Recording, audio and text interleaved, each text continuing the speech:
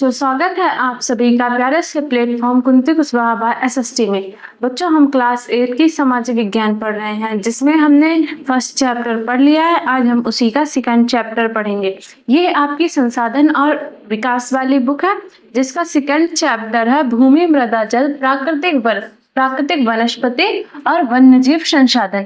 आपने सभी प्राकृतिक संसाधनों के बारे में फर्स्ट चैप्टर में पढ़ लिया है। आज इसी का सेकंड चैप्टर है, जिसमें ये 5 प्राकृतिक संसाधनों के बारे में पढ़ेंगे। ठीक है, तो स्टार्ट करते हैं आज की क्लास। सबसे पहले देखते हैं भूमि के बारे में। भूमि हमारे लिए क्या होता है? महत्वपूर्ण प्राकृतिक संसाधन होता है, जिसका उपयोग खाने, कृषि करने के लिए किया जाता है।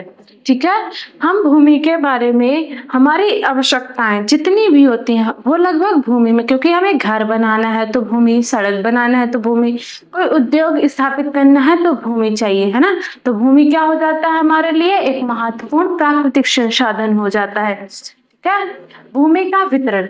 तो भूपृष्ठ के कुल क्षेत्रफल का लगभग 30% भाग है, यानी पूरी पृथ्वी का 30% एरिया ही भूमि है। बाकी 70% भाग में तो जल है, आपको पता है ना।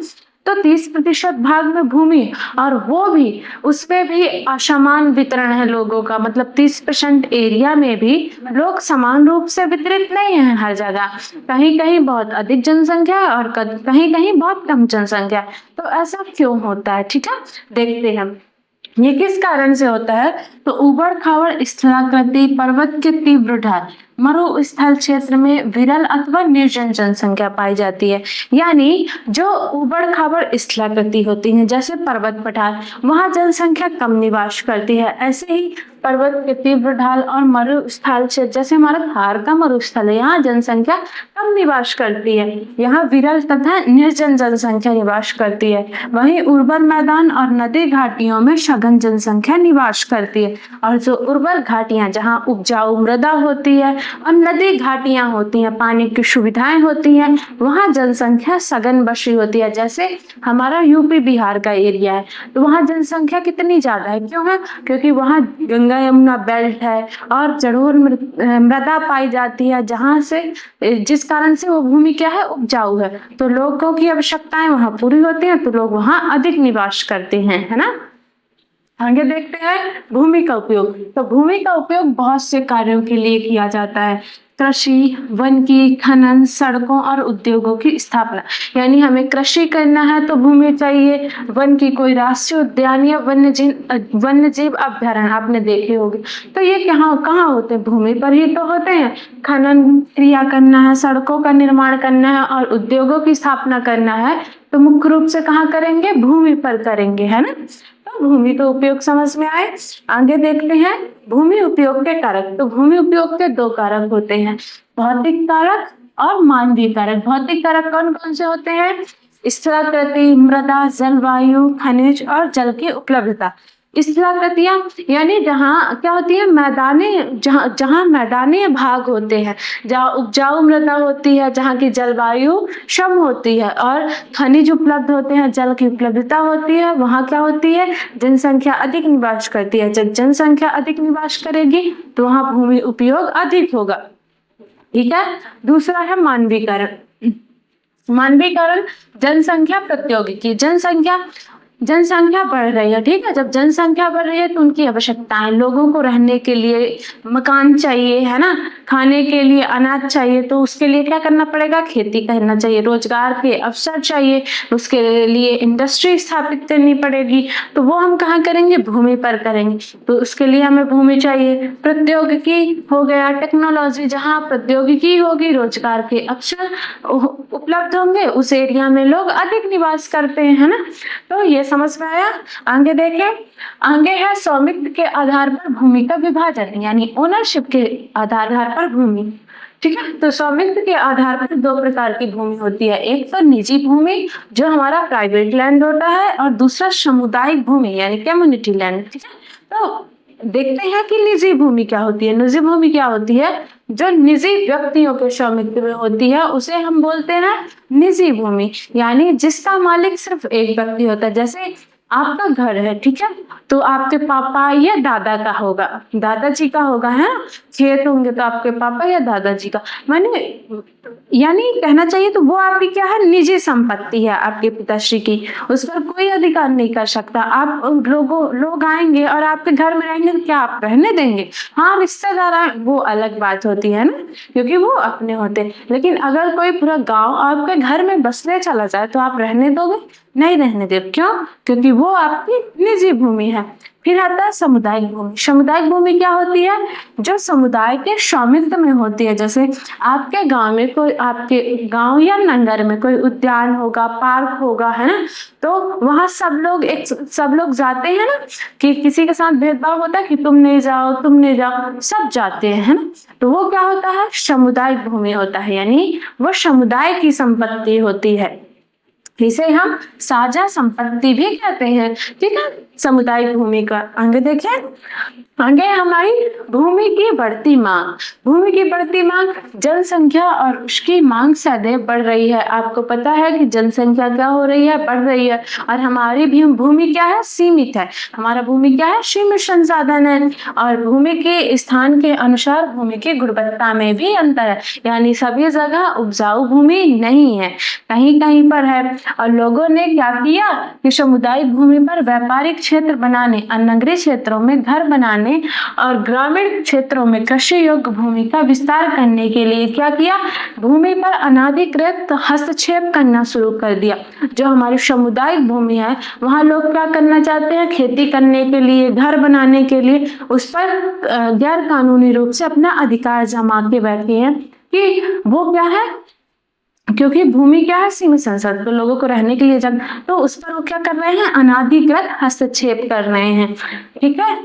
अनाधिकृत भूमि की बढ़ती मांग की समस्या देखते हैं। आपने देखा कि भूमि की कितनी सारी समस्याएं उत्पन्न हो रही हैं, लोग उस पर अनाधिकृत हस्तक्षेप कर रहे हैं, है ना। तो इसकी और भी समस्याएं देखते हैं। वर्तमान में कृषि और निर्माण संबंधी गतिविधियों के प्रसार के कारण भूमि की बहुत सारी समस्याएं उत्पन्न हुई, जैसे निम्नीकरण, भूमि निम्नीकरण, भूस्खलन, मृदा अपरदन, मरुस्थलीकरण और पर्यावरण के लिए ये प्रमुख खतरे हैं। निम्नीकरण यानी देखो क्या होता है, जब लोगों को घर बनाना होता है, ठीक है, तो ऑफकोर्स वो क्या करते हैं? पेड़ों को काटते हैं, जंगल को काटते हैं, है ना। जब पेड़ों को काटते हैं तो क्या होता है? निम्नीकरण की समस्या उत्पन्न होती है। पेड़ हमारे क्या करते हैं? मृदा को बांध कर रखते हैं, मृदा को बांध कर रखते हैं ताकि लैंडस्लाइड ना हो। और जब लोग पेड़ काट देते हैं तो ज्यादातर लैंडस्लाइड, भूस्खलन जैसी समस्याएं उत्पन्न होती हैं। तो इससे हमारी भूमि की समस्या उत्पन्न होती है ना। आगे देखते हैं भूमि संसाधन का संरक्षण, कि हम इन समस्याओं से भूमि को संरक्षित कैसे कर सकते हैं। तो बढ़ती जनसंख्या तथा इसकी बढ़ती मांगों के कारण भूमि और कृषि योग्य भूमि का बड़े पैमाने पर विनाश हुआ है। इससे इस प्राकृतिक संसाधन के समाप्त होने का डर पैदा हो गया है। तो इसलिए हमें क्या करना चाहिए? वनारोपण करना चाहिए भूमि संरक्षण के लिए। भूमि उद्धार और रासायनिक कीटनाशकों और उर्वरकों का विनियमित उपयोग करना चाहिए तथा अतिचारण पर रोक। वनारोपण क्या होता है? जैसे वन, ठीक है, वनों को जैसे हम करते तो हमें अधिक से अधिक पेड़ लगाने चाहिए ताकि हम भूमि को संरक्षित कर सके।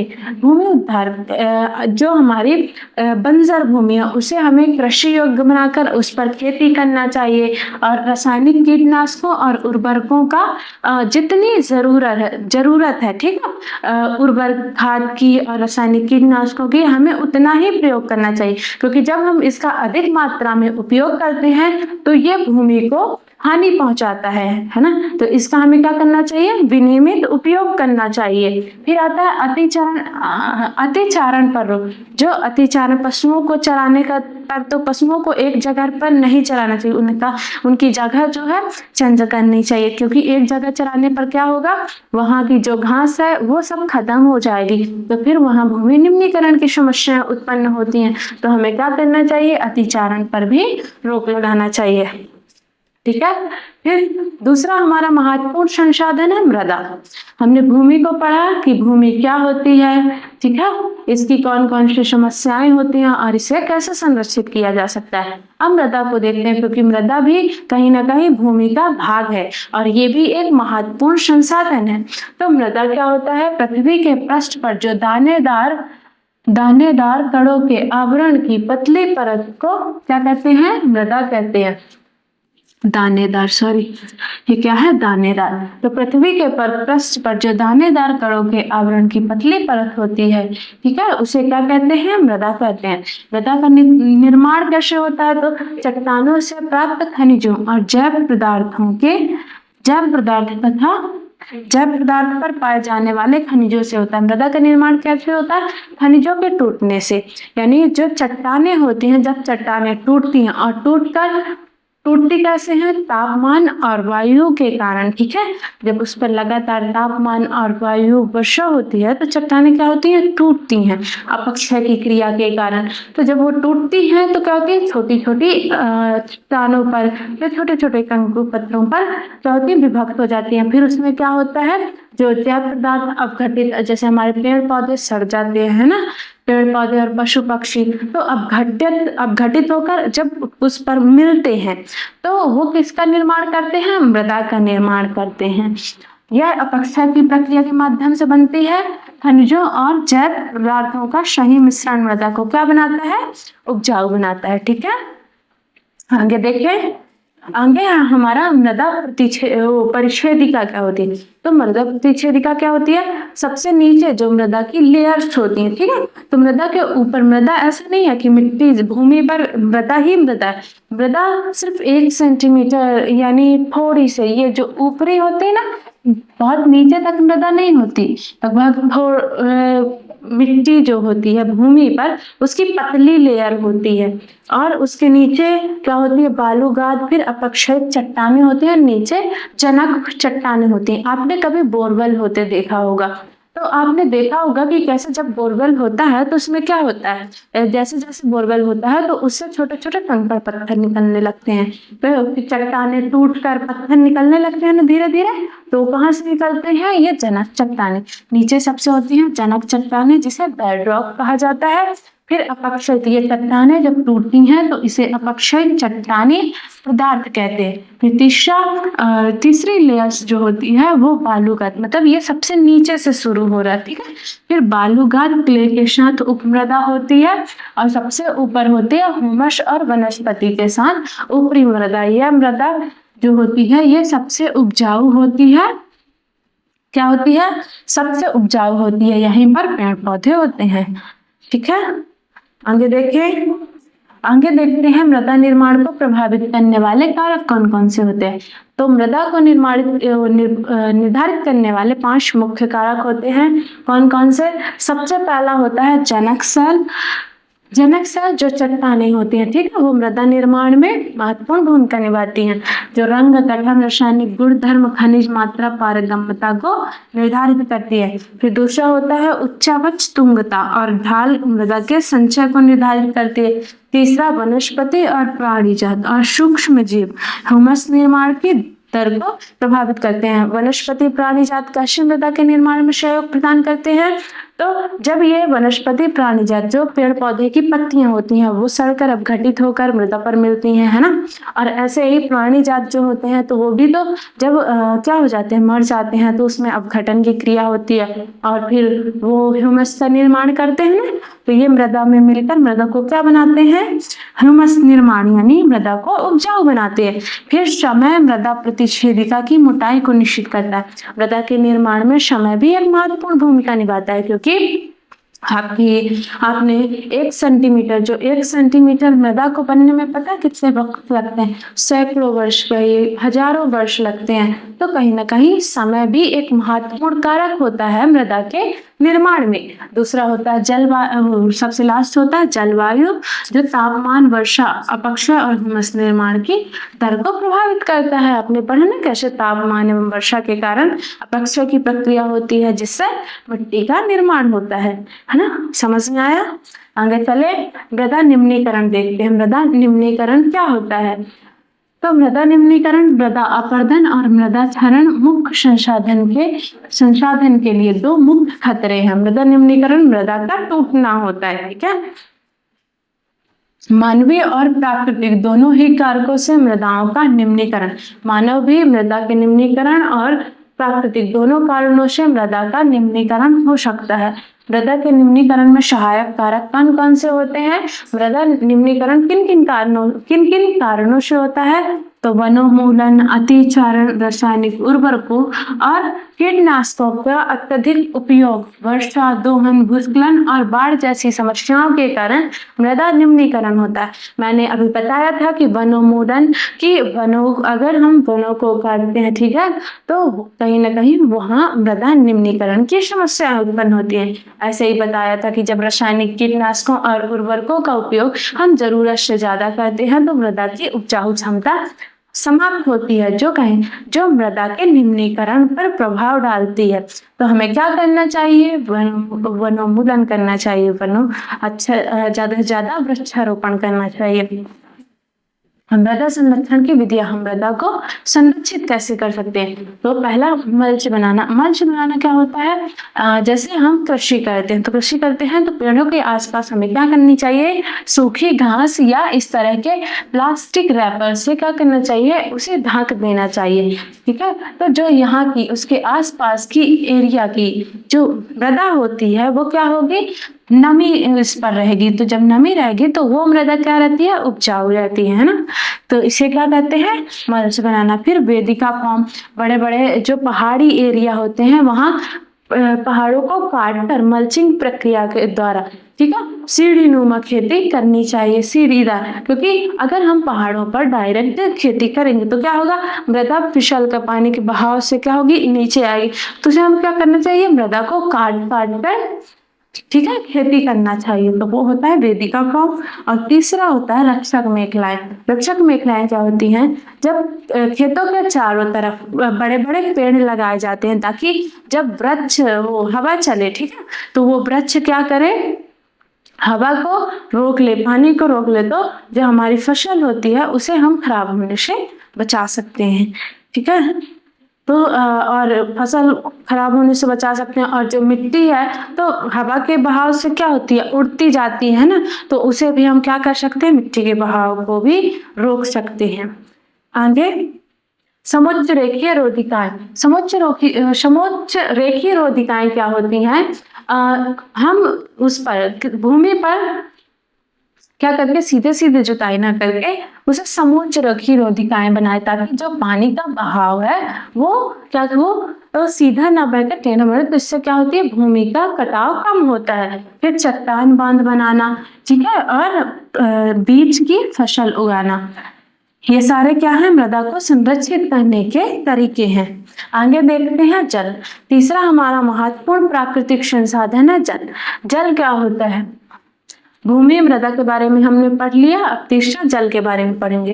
तो जल एक महत्वपूर्ण नवीनीकरण प्राकृतिक संसाधन है। भूपृष्ठ का 3/4 भाग जल से ढका, यानी आधे से अधिक भाग जल से ढका हुआ है। हमने देखा कि हमारे पृथ्वी पर 70% जल है ना। तो वो 3/4 भाग पर क्या है? जल है। इसलिए इसे हम जलग्रह कहते हैं। पृथ्वी को हम क्या कहते हैं? जलग्रह कहते हैं। और जल की अधिक मात्रा के कारण पृथ्वी क्या दिखाई देती है? नीली दिखाई देती है। तो इसलिए इसे हम नीला ग्रह भी कहते हैं, ठीक है, पृथ्वी को। आगे देखते हैं जब 3.5 अरब यानी 3.5 अरब वर्ष पहले जीवन आदि महासागरों में ही प्रारंभ हुआ था। जब जीवन की शुरुआत हुई थी ना, जब मनुष्य नहीं था, तो जीवन की जब शुरुआत हुई तो वो कहाँ से हुई थी? महासागरों से ही हुई थी। यद्यपि आज भी महासागर पृथ्वी की सतह के 2/3 भाग को ढके हुए हैं। लवण जल केवल 2.7%। और जो महासागरों में जल है वो मुख्य रूप से कौन सा जल है? खारा पानी है जो पीने योग्य नहीं है, है ना। और लवण जल कितने % है? सिर्फ 2.7% ही पृथ्वी पर अलवणीय जल की यानी मीठे पानी की मात्रा है। इसका लगभग 70% भाग बर्फ की चादरों और हिमानियों से ढका हुआ। 2.7% में भी 70% जो जल है वो बर्फ के रूप में ढका हुआ है, ठीक है, बर्फ के रूप में और हिमानियों के रूप में है। अंटार्कटिका, ग्रीनलैंड और पर्वतीय प्रदेशों में यह पाया जाता है।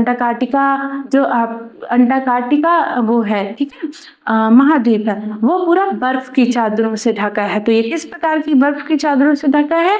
तो अलवणीय जल के, ठीक है। आगे देखें, आगे जल चक्र को देखते हैं।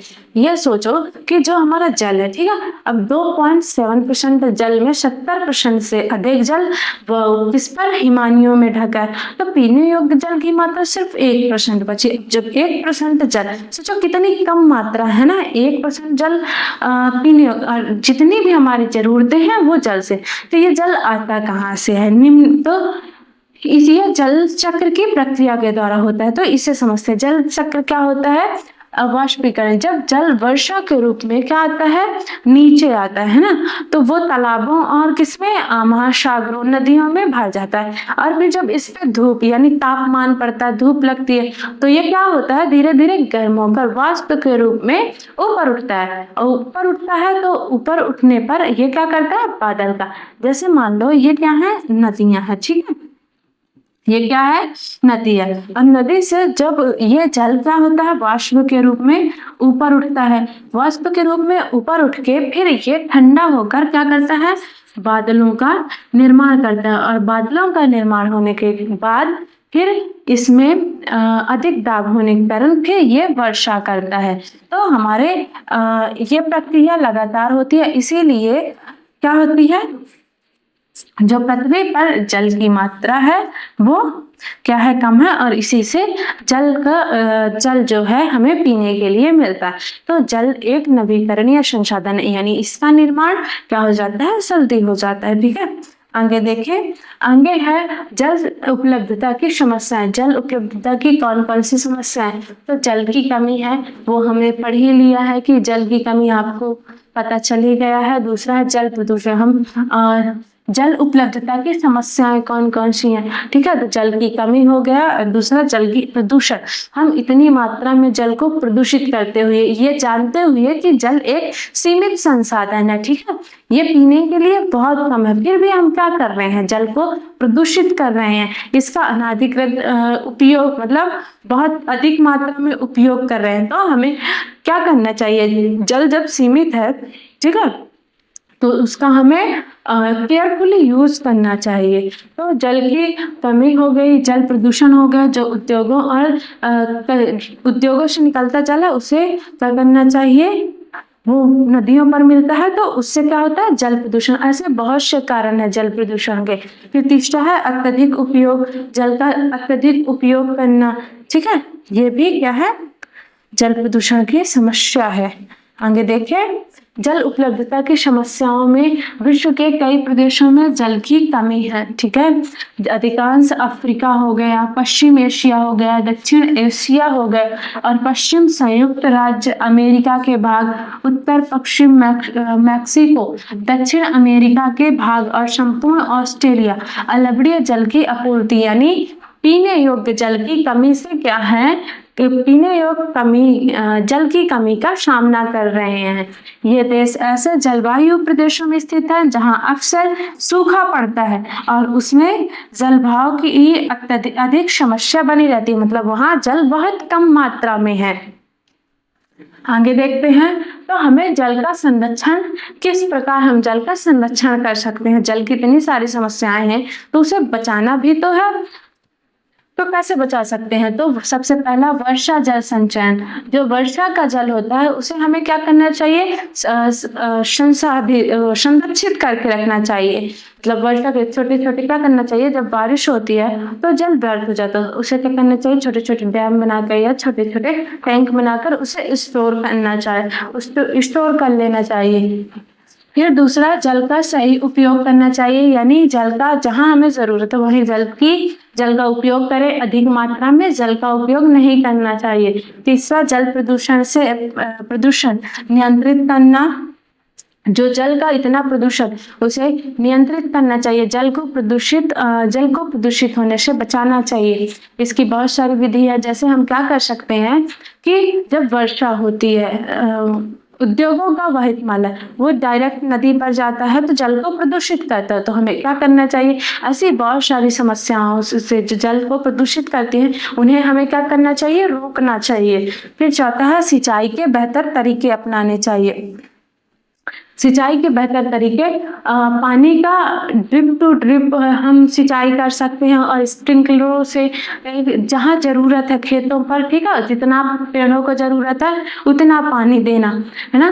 तो इससे हम क्या कर सकते हैं, जल संसाधन को सुरक्षित यानी संरक्षित कर सकते हैं। आगे देखते हैं प्राकृतिक वनस्पति और वन्यजीव संसाधन। अभी तक हमने भूमि, मृदा, जल तीनों संसाधन को पढ़ लिया है। अब पढ़ेंगे प्राकृतिक वनस्पति और वन्यजीव संसाधन।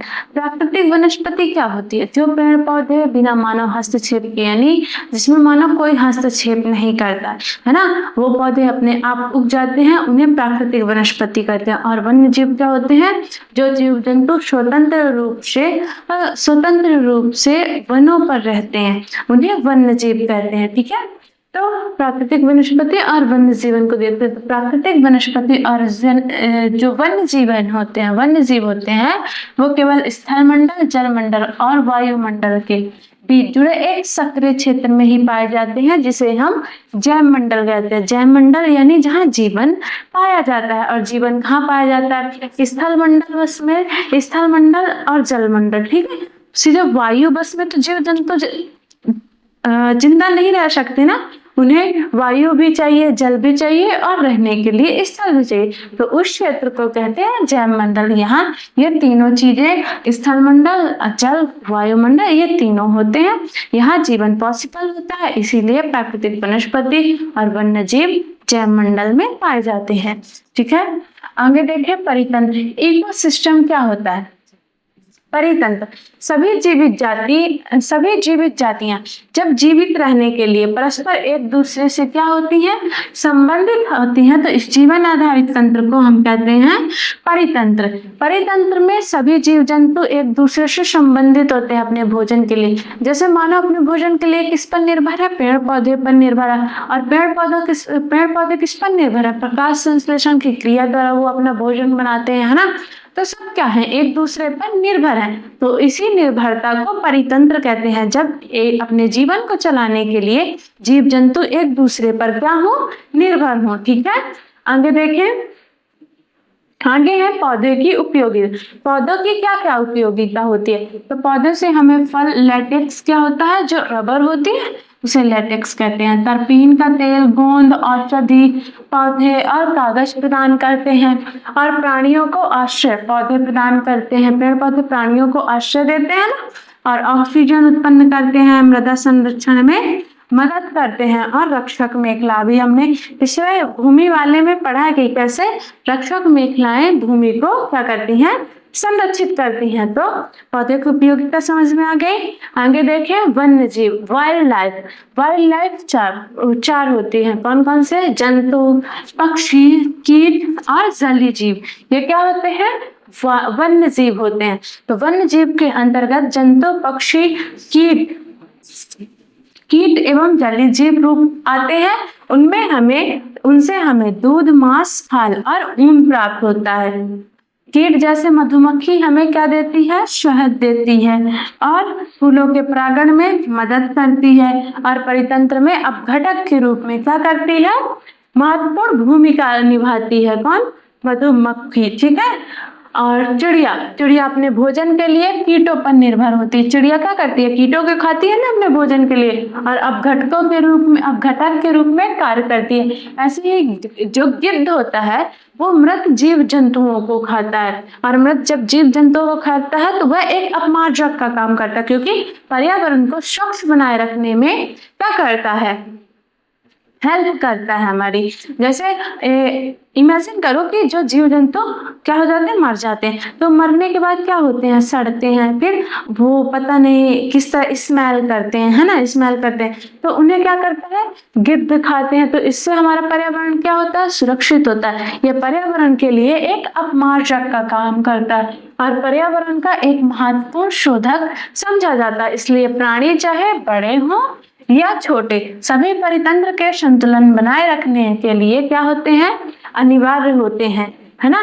आगे देखिए, आगे है हमारा पक्षी हो गया, फिर है प्राकृतिक वनस्पति का वितरण। प्राकृतिक वनस्पति का वितरण, जो हमारी वनस्पति है वो किस प्रकार वितरित है। तो प्राकृतिक वनस्पति है जो प्राकृतिक वनस्पति होती है वो मुख्य रूप से तापमान और आर्द्रता पर निर्भर करती है। जहाँ तापमान मतलब जहाँ गर्म तापमान होगा वहाँ अलग वनस्पति पाई जाती है, और जहाँ ठंडे प्रदेश होते हैं वहाँ अलग वनस्पति पाई जाती है। तो विश्व की वनस्पति के मुख्य प्रकारों को 4 वर्गों में बांटा जाता है। 4 वर्गों में बांटा जाता है, कौन कौन से? वन, घास स्थल, गुल्म और टुंड्रा। ठीक है, तो इन चारों को देखते हैं अलग अलग। पहले जहाँ वर्षा अधिक होती है, वन क्या होते हैं? जहाँ वर्षा अधिक होती है वहाँ ऊंचे और घने पेड़ उग जाते हैं, उन्हें हम वन कहते हैं। मतलब जहाँ अधिक मात्रा में वर्षा होती है वहाँ वन पाए जाते हैं। जैसे हमारा जो दक्षिण अमेरिका में अमेजन वन है, ठीक है, तो वो क्या है, वहाँ अधिक वर्षा होती है इसलिए वहाँ बहुत बड़े बड़े पेड़ पौधे पाए जाते हैं और वो एक बहुत बड़ा वन है। फिर है घास स्थल, ग्रासलैंड, सामान्य वर्षा वाले, जहाँ मिनिमम मतलब सामान्य वर्षा होती है ना। तो सामान्य वर्षा वाले क्षेत्रों में छोटे आकार वाले वृक्ष उगते हैं जिसे हम घास कहते हैं, जैसे सवाना घासलैंड है ना। आगे देखते हैं गुल्म। गुल्म क्या होती है? कम वर्षा वाले शुष्क प्रदेशों में जो कटीली झाड़ियां एवं गुल्म उगते हैं। कहाँ? गुल्म, जहाँ कम वर्षा होती है मतलब सामान्य से कम होती है, ठीक है, तो वहाँ कटीली झाड़ियां उग जाती हैं।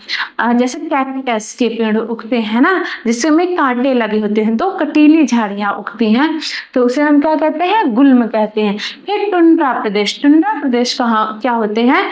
जहाँ बर्फ जो बर्फ वाले क्षेत्र होते हैं उसे हम टुंड्रा प्रदेश कहते हैं। यहाँ कैसे वन पाए जाते हैं? यहाँ मोमी सतह वाले पेड़ पाए जाते हैं। वाष्पोत्सर्जन से होने वाली आर्द्रता की हानि को घटाने के लिए इन पेड़ों की पत्तियां कांटेदार और मोमी सतह वाली होती है। शीत ध्रुवीय प्रदेश होते हैं, है ना, जो बर्फ वाले क्षेत्र होते हैं वहाँ टुंड्रा वनस्पति मॉस और लाइकेन पाई जाती है, ठीक है, वहाँ सम्मिलित होती है।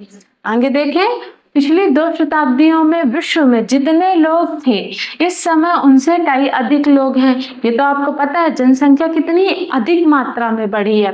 बढ़ती जनसंख्या के पोषण के लिए, फसलों को उगाने के लिए वनों के विशाल क्षेत्रों से वृक्ष क्या कर दिए गए? काट दिए गए। विश्व भर में वनों का आवरण तेजी से क्या हो गया? समाप्त हो गया। इस बहुमूल्य संसाधन के संरक्षण की हमें क्या है? तुरंत आवश्यकता है, क्योंकि हमने इतने अधिक मात्रा में पेड़ काट दिए हैं, तो वनों का संरक्षण भी तो जरूरी है ना। तो वनों का संरक्षण देखते हैं। तो पहले देखते हैं प्राकृतिक संसाधनों के लुप्त होने के कारण। तो 2 मुख्य कारण है, पहला तो प्राकृतिक कारक और दूसरा मानवीय कारक। प्राकृतिक कारक में है वनोन्मूलन, वनों का कटाव, फिर मृदा अपरदन, निर्माण कार्य, इतना निर्माण कार्य, इंडस्ट्रियलाइजेशन हुआ, औद्योगिकरण हुआ। औद्योगिकरण के कारण क्या हुआ? वनों की कटाई हुई, वनों की कटाई के कारण वहाँ उद्योग स्थापित हुए, ठीक है, तो उससे क्या हुआ? प्राकृतिक संसाधनों को हानि पहुंची है। अब फिर दवा नल, ये जो वनों पर क्या हो जाती है? आग लग जाती है ना, तो उससे कई सारे जो प्राकृतिक वनस्पति होती है उन्हें हानि पहुंचती है, और भूस्खलन जैसी समस्याएं जो होती हैं वो प्राकृतिक संसाधनों के लुप्त होने का कारण होती है। फिर मानवीय कारण होते हैं। मानवीय कारण कैसे? जैसे इतनी अवैध मात्रा में क्या हो रहा है? वनस्पतियों का, जो वन्य जीवों का शिकार हो रहा है, हम पेड़ पौधों को इतनी बड़ी मात्रा में काट रहे हैं, तो ये क्या होते हैं? मानवीय कारक होते हैं, जिससे प्राकृतिक वनस्पति क्या हो रही है? लुप्त होने की कगार पर है, ठीक है। आगे देखें, जिससे कुछ खास प्रजातियों की संख्या तेजी से कमी आई है, जैसे पशु खाल, चमड़ा और नाखून, दांत और पंखों के साथ साथ सींगों के एकत्रीकरण के लिए हमने क्या किया? गैर कानूनी व्यापार के लिए जंतुओं का अनाधिकृत शिकार किया है। इससे कुछ जंतु, चीता, शेर, हाथी, ब्लैक बक, मगरमच्छ, दरियाई घोड़ा, हिम तेंदुआ, शुतुरमुर्ग और मोर, इनका संरक्षण जागरूकता बढ़ाकर किया गया, क्योंकि ये अवैध शिकार के कारण लोगों ने अपनी जरूरतों के लिए पशुओं का खाल, चमड़ा, नाखून, दांत और पंखों के लिए क्या किया, जानवरों का अवैध शिकार किया है, अनाधिकृत शिकार किया है ना, जिससे कुछ खास प्रजातियां लुप्त होने की कगार पर हैं, जैसे शेर, हाथी, ब्लैक बग, मगरमच्छ, दरियाई घोड़ा, हिम तेंदुआ, शुतुरमुर्ग।